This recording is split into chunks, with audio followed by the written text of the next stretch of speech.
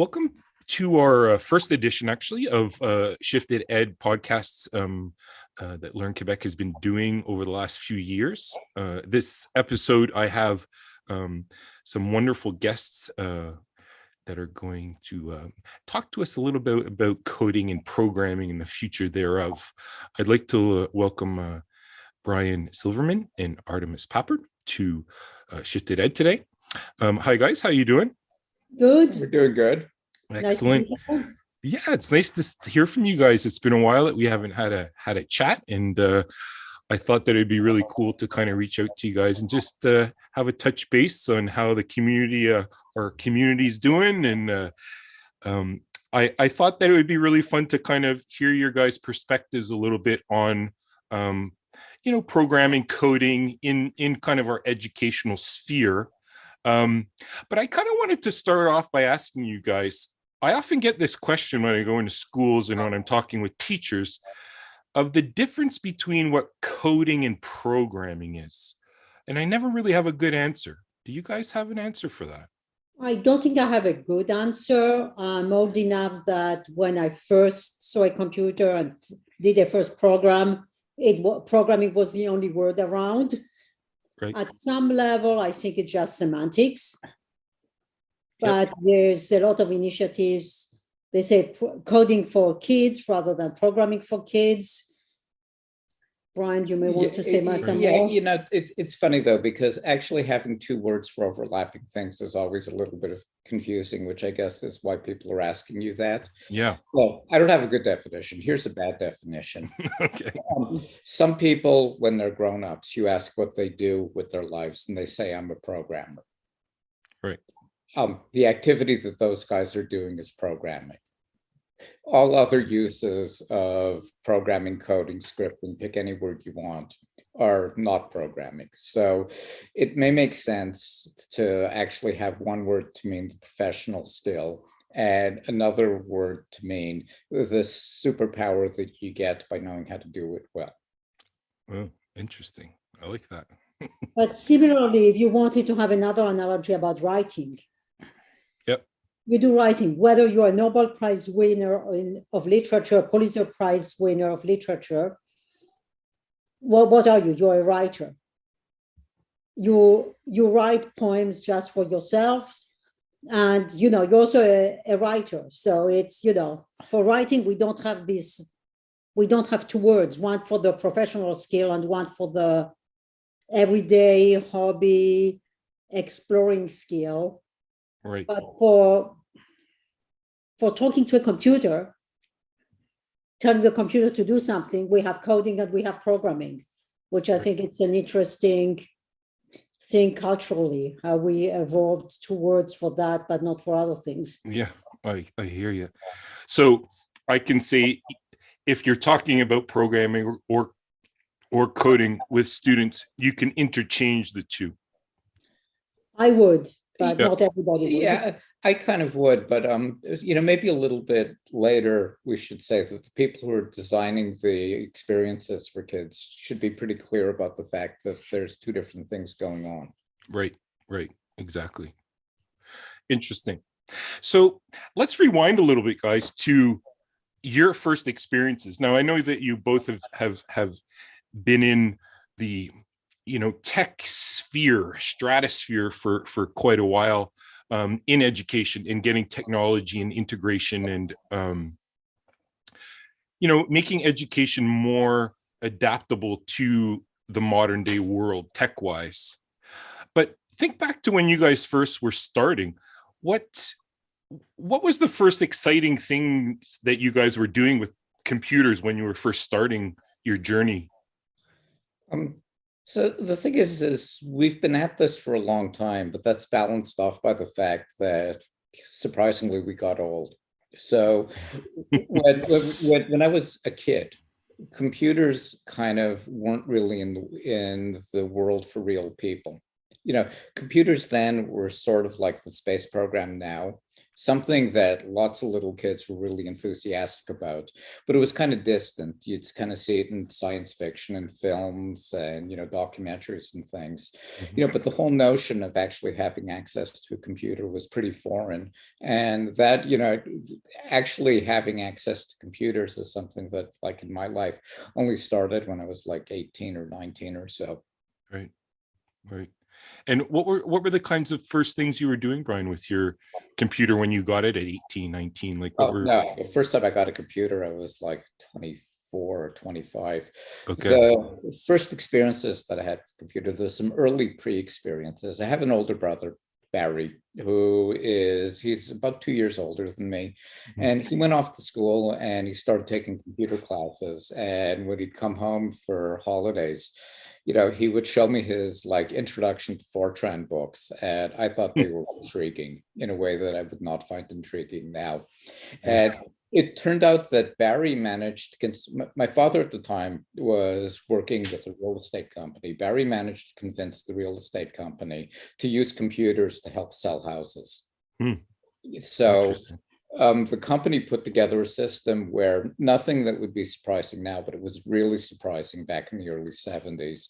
You'd say, I'd like a 3-bedroom house in Chamonix in the $15,000 price range. And back in those years, that price range actually wasn't stupid. It was like where things were.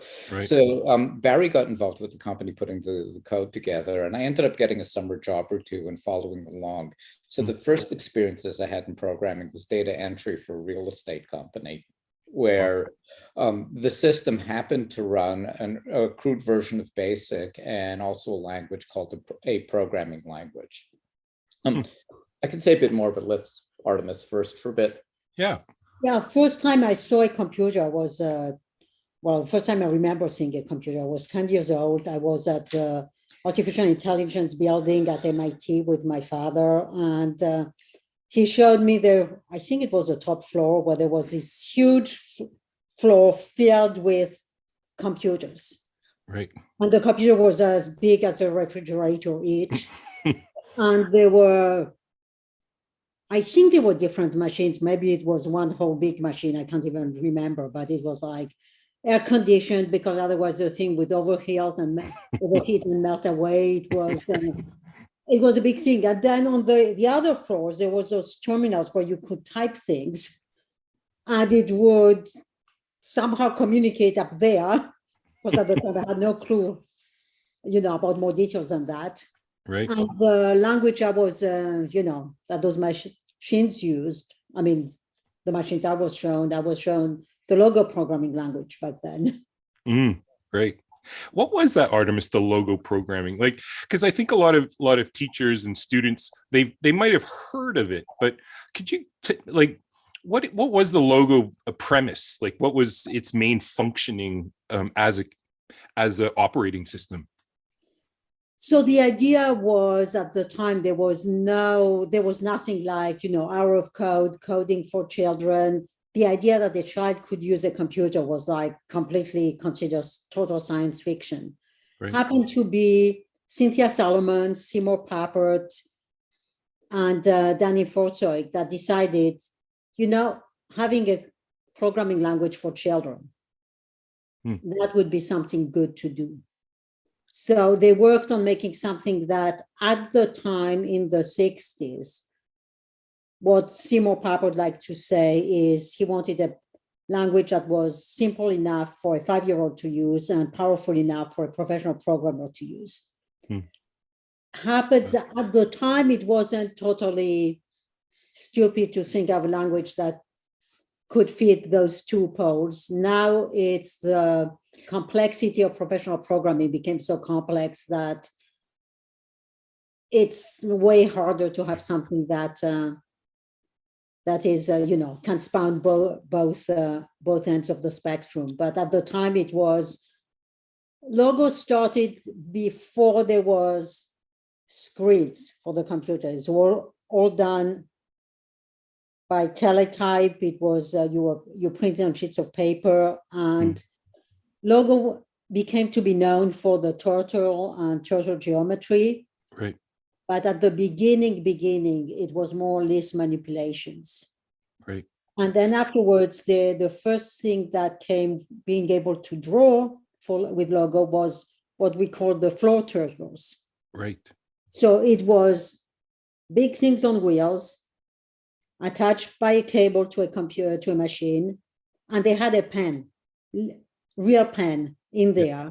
Yeah. And they could draw with the pen touching the paper that was put on the floor, or they could put their pen up, hence the pen up command in a lot of blocks languages today, and move without leaving a trace.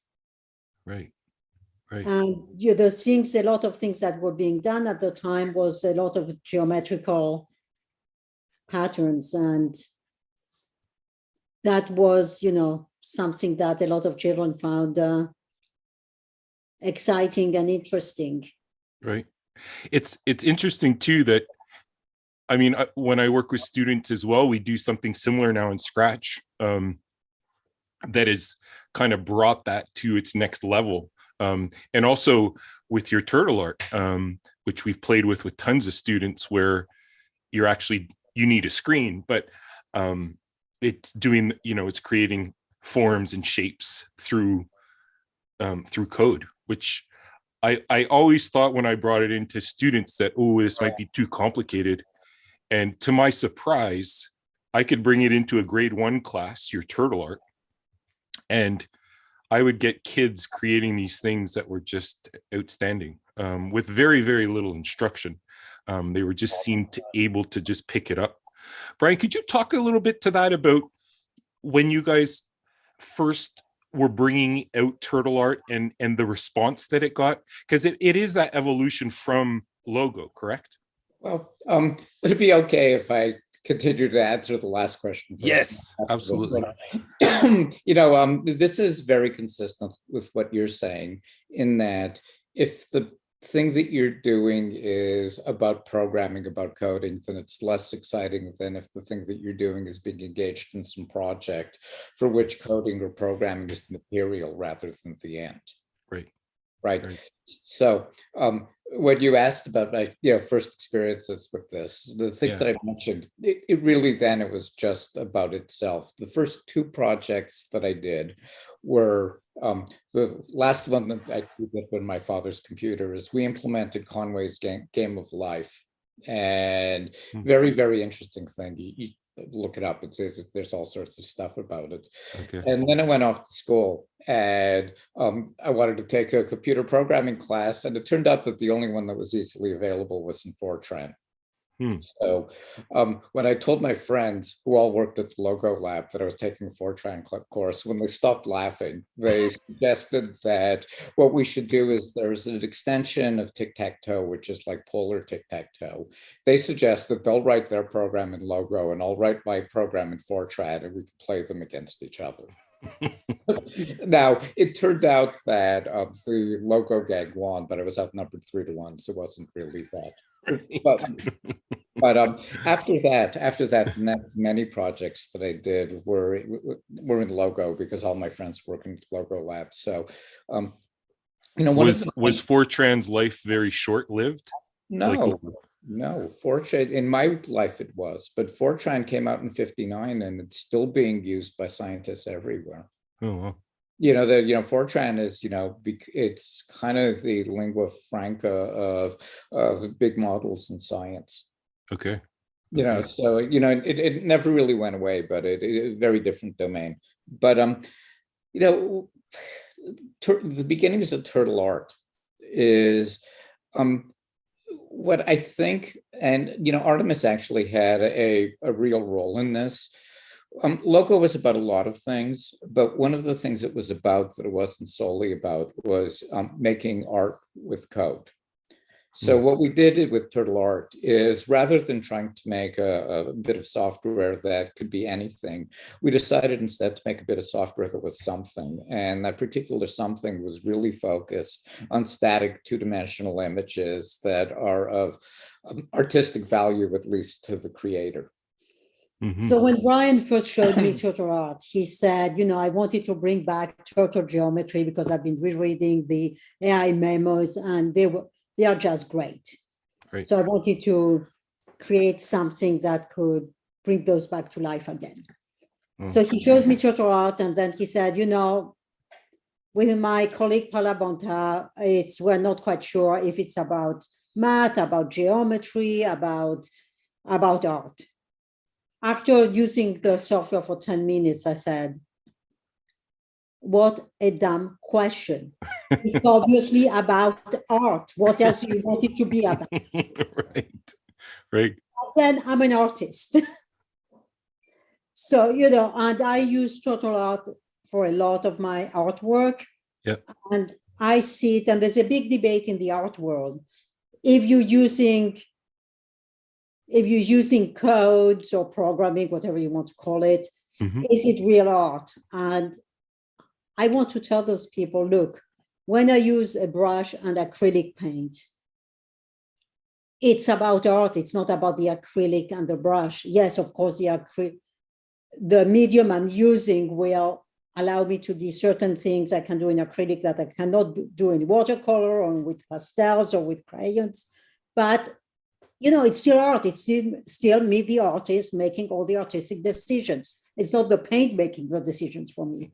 Right, absolutely. But the same thing when I use code for doing artwork, I'm making the decisions. Right. And Artemis, tell me a little bit about, you were doing art before you were, like, how did your art and programming kind of get fused? Was it when turtle art was becoming, or had you had prior experiences where you brought art mediums and computers together? No, I had as a child, I had used on and off a logo, but at the time, the displays were really very crude.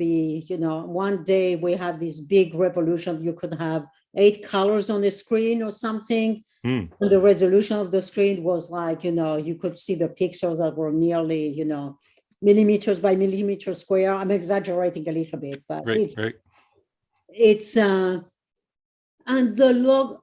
I guess because of the limitations of the technology or whatever, the logo culture wasn't really about art. And then, turtle art appeared, and I was that's the logo I always would have wanted to have, but for technical reasons, we couldn't have it back then. Right. So that's when I started using computers for making art, and I still use classical paint and sure. And paper. Have you ever fused those two together, where you have a piece of a work that's programmed and the other is using paint or pastels or charcoals? Or have you ever fused those two together? I haven't really fused them, but there's some images I did. One of the very first turtle art images I did, I wanted to try to see if I could reproduce on the screen something that had the same texture as strokes of paint on the canvas. So I have an image that, the paint on canvas and its rendition in turtle art. Wow, that's really interesting. Really interesting. Brian, let me ask you this.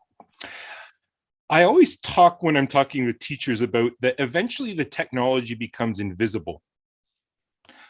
How would you respond to that? Like, do you get that idea of that the tool eventually just becomes the tool, and it's the purpose becomes really the forefront of things? Let me just, how would I respond to it? Yes, the goal of the technology should be to disappear. Seymour Papert used to like telling this story that one of the first times they gave kids lots of time with computers in classrooms, he said in the first month or two, he'd visit and he'd ask a kid, what are you doing? And the kid would say, I'm working with the computer. And then after another couple of months, he'd stop and say, what are you doing? The kids would say, I'm programming in Logo. And then a little bit after that, he'd visit and the kids would say something like, I'm working on my skeleton project. Right. So if you, when we're doing turtle art images, the fact that it's on a computer or that it's with code is the furthest thing from our mind. Right. Yeah, I love that. Those are some good points for sure. When you write, you don't think about the paper and the pen anymore. Yeah, or Microsoft Word, though. Microsoft Word keeps popping up and calling your attention. No, for sure, for sure.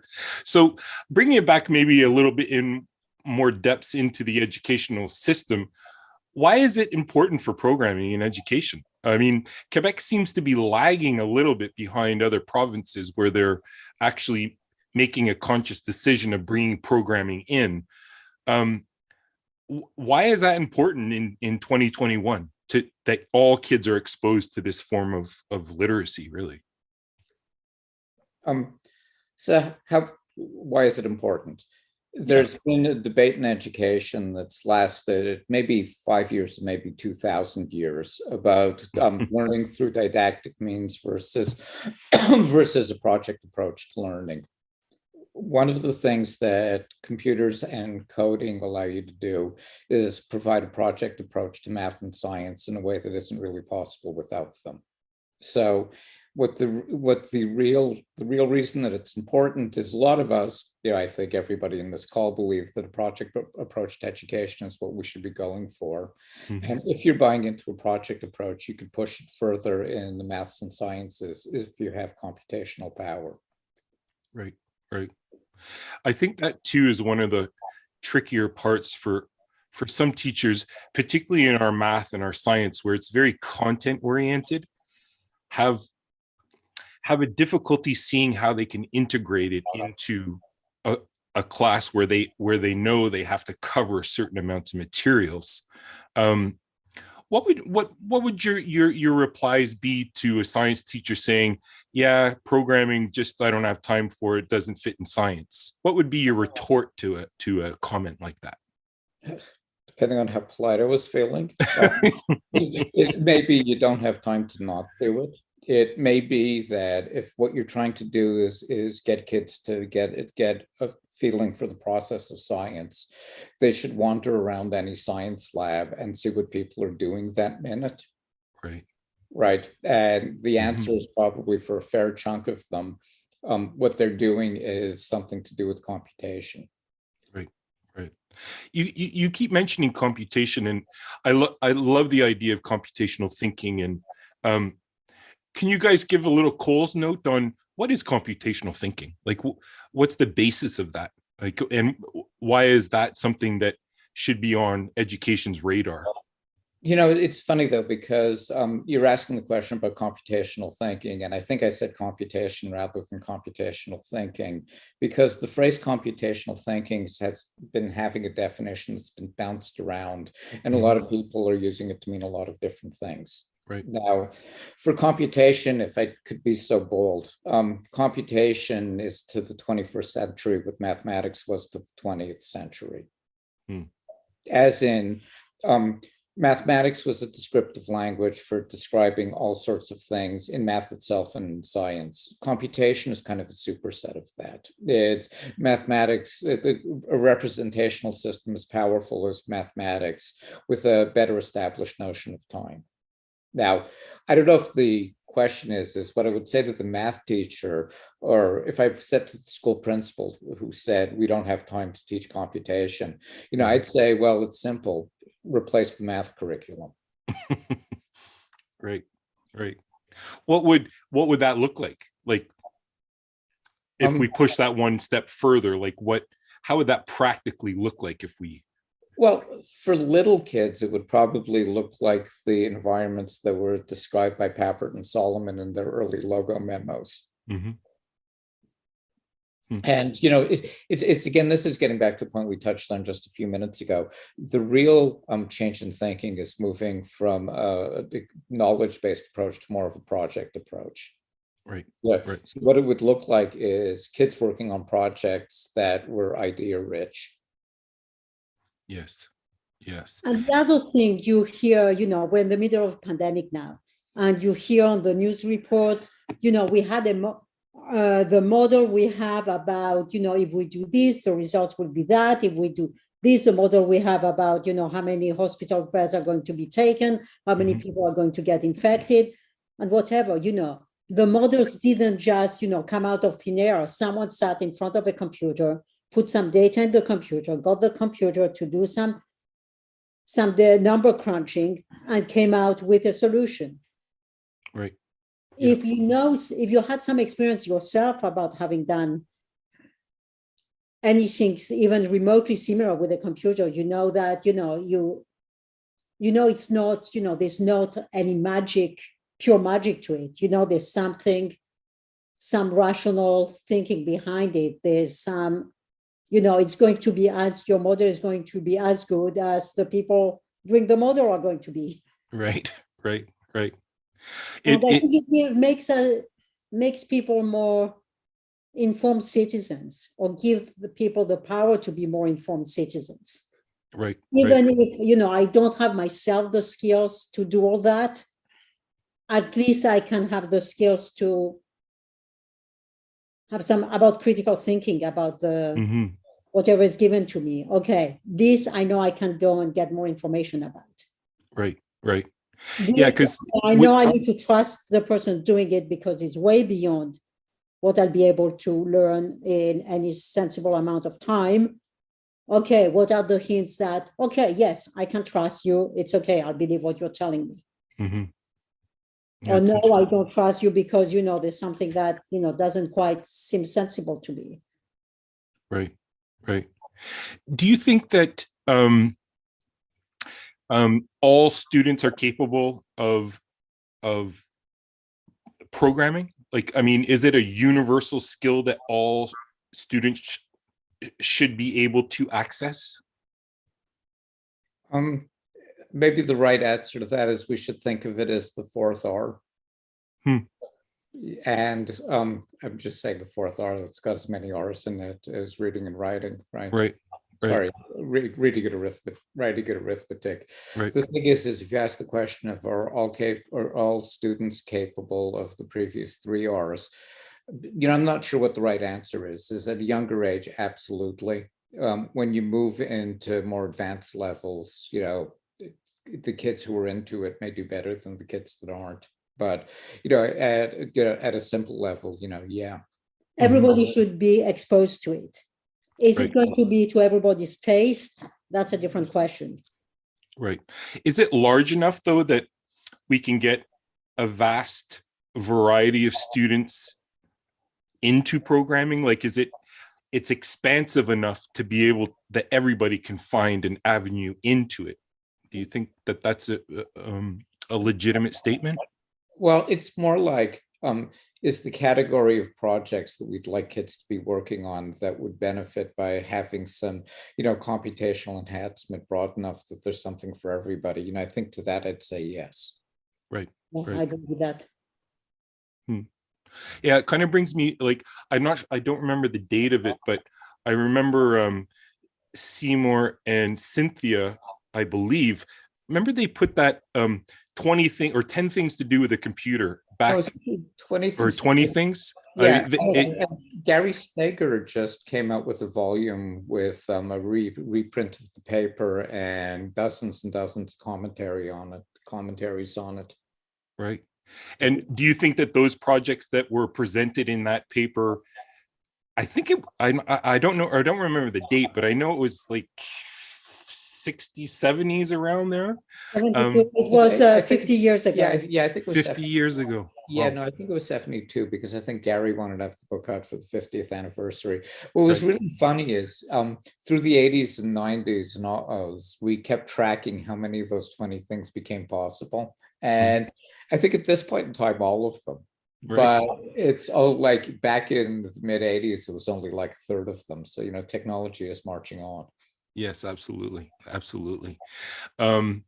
It's amazing that we need to be aware of what's out there, but also not get too overwhelmed by it all because of the rapidness of change in technology.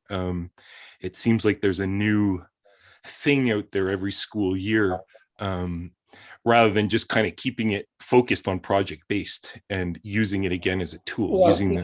Yeah, because I think the thing that's been consistent of all of it is the educational philosophy, the idea of learning by doing and being engaged in meaningful projects. I think that's been constant. What the technology has done is it's change the category of interesting projects for a particular point in time. Absolutely. Absolutely. Well, it's super fascinating. I just want to thank you guys for taking a bit of time and sharing some thoughts.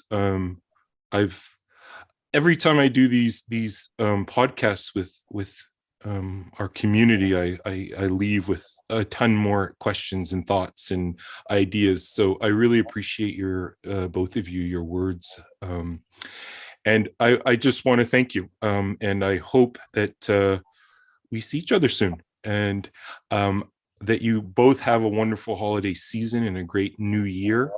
And it's been really a pleasure kind of exploring this idea of programming in education with you guys.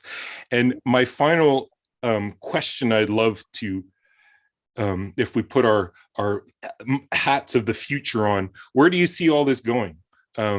If you had to pull your crystal ball out, where are we going with technology and education and programming, and where do you think we're going to end up? I know that artificial intelligence is coming in, and there's always something new on the horizon, but what do you see of the future? I've got to quote Alan Kay, our wonderful friend, who said the best way of predicting the future is by inventing it. And if I wanted to predict the future without our inventions, I'd kind of think that coding has been the flavor of the month for about as long as flavors of the month last. And artificial intelligence it's moving in to be the newer flavor of the month. We've been at this even before coding had become super popular, and it was really coding as the appropriate way of arguing for a project approach to education. And where are we going to go in the future is we're continue to try to promote a project approach to education. And to do project approach, the hour of something, what can you really do in 1 hour? If you have a collection of 1 hours, and preferably 1 hours that are adjacent to each other, so you have chunks of 4 or 5 hours, then you can start maybe doing something that has more, more meaning and more depth to it. Yeah, I love that. Collections of 1 hour, it's what you can do in that is pretty limited. Right. It's like you have 1 hour of guitar playing, and then you have to play a show. It's like, well, that might be a little you wait tricky. another year before you do an hour of guitar, right. Or of writing, or of cooking, Exactly. or of anything. Yeah. No, that's perfect. Well, thank you guys again. I really appreciate it. And have a great holiday season, and the best to you and your family. Same to you too, yes, and to the listeners. And thank you for having us. Oh, it was wonderful. Thanks so much.